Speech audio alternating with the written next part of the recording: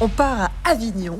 Avec vous, Jean-Paul Melval, bonjour. Bonjour. Vous êtes directeur du campus Isara sur Avignon et vous êtes accompagné de Corentin Surel, bonjour. Vous êtes élève en première année, bachelor sciences et ingénierie en agronomie. Vous avez là aussi 2 minutes pour nous pitcher votre école avant qu'on passe aux questions-réponses.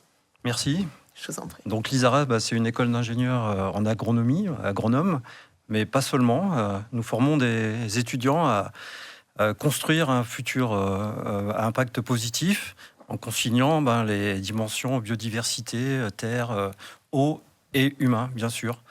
Pour ça, nous les préparons à maîtriser un peu la complexité, à être ouverts à l'international aussi et surtout à innover pour la filière agricole, agroalimentaire et de l'environnement. Alors notre pédagogie, je dirais qu'elle repose beaucoup du coup sur des actions concrètes sur le terrain, beaucoup de stages en France, à l'international, des cas concrets, de l'alternance bien sûr, des interventions de professionnels, et puis 120 universités partenaires dans le monde avec lesquelles nous avons des échanges.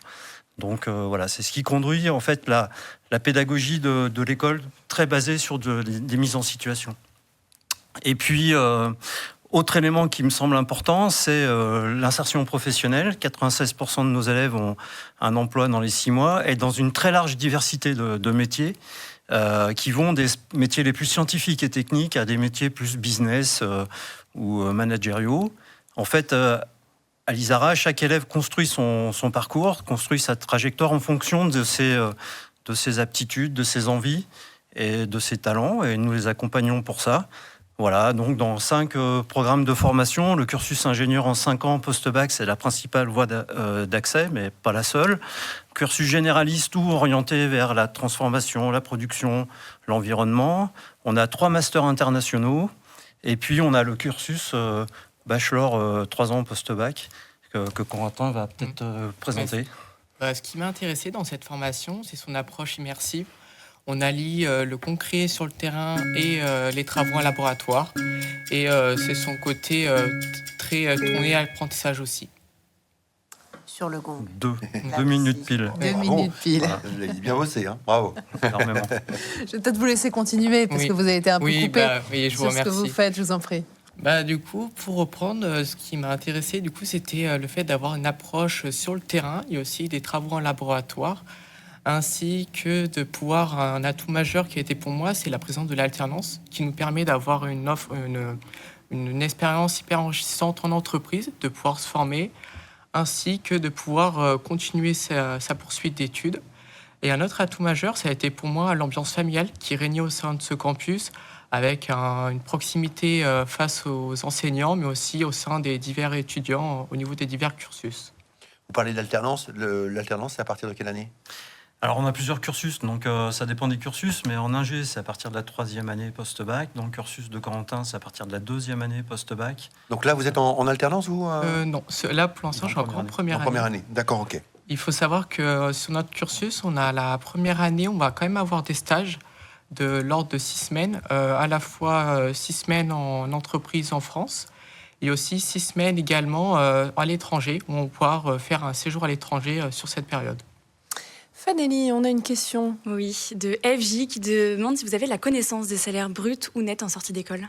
Ah oui, on l'a beaucoup parce qu'on doit enquêter nos élèves quand ils sortent de l'école. Donc ça, c'est la conférence des grandes écoles qui nous le demande. Donc on a une gamme de salaires qui va de 40 000 euros à plus de 60, 70 000 en fonction des métiers. En fait, c'est ça la diversité des métiers.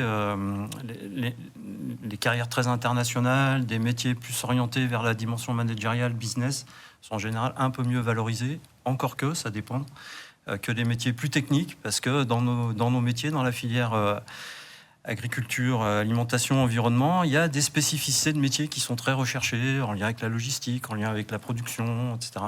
Donc voilà, c'est une très large gamme de salaires aussi. Allez, autre question dans le chat, Fanelli. Quel pourcentage de filles y a-t-il dans votre école? Sujet important. Alice, c'est Alice qui souhaite savoir évidemment le pourcentage de filles. Alors, on est de l'ordre de 60% de filles et 40% de garçons. C'est assez général dans les écoles qui sont dans les sciences du vivant, voilà. Alors que dans les écoles d'ingénieurs plus en sciences dures, on va dire c'est plutôt l'inverse, mais chez nous il y a plus de filles. Vous avez beaucoup parlé de l'étranger aussi. On a l'impression que c'est, et au-delà peut-être d'une impression, peut-être que c'est le cas, que c'est vraiment au cœur de votre projet pédagogique. La filière, elle a une importance mondiale. Je veux dire, voilà. Et d'ailleurs, la France, dans cette filière-là, elle a un vrai poids au plan international. Donc, on forme, comme je l'ai dit, nos élèves, effectivement, à être à l'aise sur cette dimension-là. Beaucoup de mobilité internationale en stage, des échanges universitaires, je l'ai dit, y compris pour ceux qui sont en alternance. Ils ont l'obligation d'aller à l'étranger quand même. Donc oui, c'est quelque chose de très, très important. Le chat chauffe. C'est bien, on est Il y a content. des questions, ouais, beaucoup de Allez, questions. Valérie. Erwan qui demande les débouchés après cette école. Quels sont les métiers qu'on peut faire? Oui. Alors ça, c'est, comme je sais pas combien de temps il me reste pour répondre, mais il me faudrait l'après-midi. C'est très large en fait. Moi, je suis ingénieur agro aussi, vous voyez, je suis dans l'enseignement, donc voilà. Mais ça va de la production vraiment agricole, transformation alimentaire. Toutes les filières qui tournent autour, l'environnement bien sûr, où il y a de plus en plus de métiers. Voilà, c'est extrêmement large. Et d'ailleurs, c'est ça en fait. Parfois, on me dit oui, mais une école d'ingénieur agro, déjà, ça nous enferme. Alors certes, ça nous prédestine à une filière, encore que, mais ça ouvre à énormément de métiers. C'est vraiment ça qu'il faut avoir à l'esprit. Corentin, vous avez une idée justement du métier que vous voulez faire, vous? Justement, par rapport à ça, moi, j'ai déjà une idée assez précise du métier que je souhaiterais faire. Ça serait justement dans la thématique plus environnementale, sur tous les sujets qui tournent autour de la thématique de l'eau, au niveau de la gestion de l'eau face aux divers enjeux à l'heure actuelle, la sécheresse et comment répartir cette ressource et comment gérer sa qualité à l'avenir. Alors là, vous êtes en oui, pardonnez-moi. Non, ce que je voulais juste dire, c'est que voilà, même si on n'a pas de projet professionnel très défini, contrairement à ce que vient de dire Corentin, nous, on est là aussi pour accompagner nos élèves. C'est la notion de trajectoire dont j'ai parlé tout à l'heure. Parce que voilà, on leur fait découvrir tout un tas de possibilités et au bout d'un moment, ça se décante et ils trouvent ce qui leur plaît. Il faut avoir une appétence, un intérêt pour le monde agricole, pour le monde agroalimentaire? Pas spécialement. Non. Moi, je suis un pur citadin et j'ai fait ce type d'études. Je l'ai découvert au fur et à mesure. Moi, ce qui me plaisait, c'est la biologie et l'environnement, déjà à l'époque. Donc, vous voyez, et non, pas spécialement. Il faut un intérêt pour les sciences du vivant. Mais c'est tout. Corentin, vous aviez un intérêt, vous pour... Justement, moi, je viens d'un monde assez rural dans le département de l'Ardèche, du coup, un département assez agricole. Du coup, j'ai toujours été assez proche de ce milieu agricole. Et après, c'est un intérêt aussi personnel que j'ai développé tout le long de mon enfance avec des passions, notamment l'apiculture, qui m'a permis de me rapprocher de cette thématique et justement de cette école.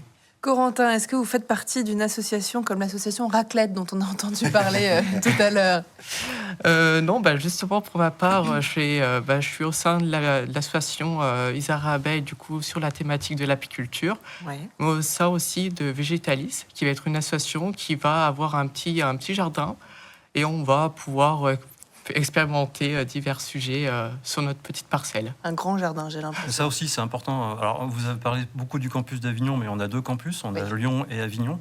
Et sur nos 2 campus, la vie en études, la vie associative, c'est un élément très, très important aussi pour nous. Ça. Des enjeux particulièrement importants, là aussi, et cruciaux pour l'avenir. Merci.